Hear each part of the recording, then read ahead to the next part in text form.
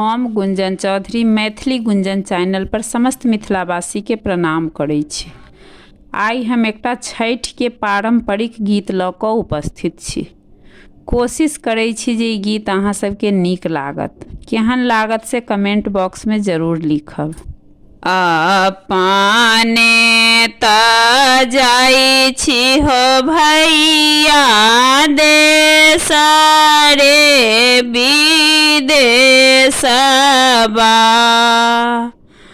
हमारो लाल बिहा हो भैया गहुमा सने सबा, हमारो लाल बिहा हो भैया गहुमा सने सबा, आबि गेलै हो भैया छठी सन बरतिया, गहुमा तऽ छै गे बहिन बड़ा रे महंगिया, गहुमा तऽ छै गे बहिन बड़ा रे महंगिया, छोड़ी दहिन गे बहिन छठी सन बरतिया, दीनानाथ देलखिन हो भैया भाई रे भतीजबा, हम कोना छोड़बै हो भैया छठी सन बरतिया, ससुरा में देलखिन हो भैया सासु ससुरबा, औरो जे देलखिन हो भैया सीथा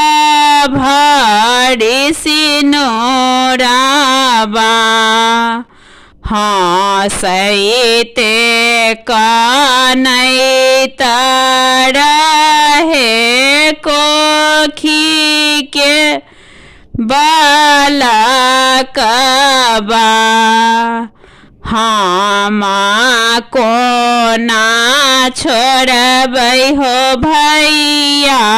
छठी सन बरतिया, करबै में करबै हो भैया छठी सन बरतिया, अपने तऽ जाइ छियो भैया देश रे विदेशबा, हमारा लैल बिहा हो भैया केरा सने सबा, नेने अबिहा हो भैया नारियल सने सबा, नारियल तऽ छै गे बहिन बड़ा रे महंगिया, छोड़ी दहिन गे बा छठी सन बरतिया बेची देबै हो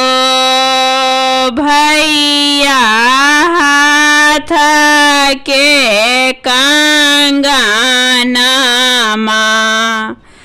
खरीद लेबै हो भैया केरा नारियलबा बेची देबै हो भैया हाथ के कंगनमा खरीद लेबै हो भैया केरा नारियलबा कए लेबै हो भैया छठी सन बरतिया कए लेबै हो भैया छठी सन बरतिया।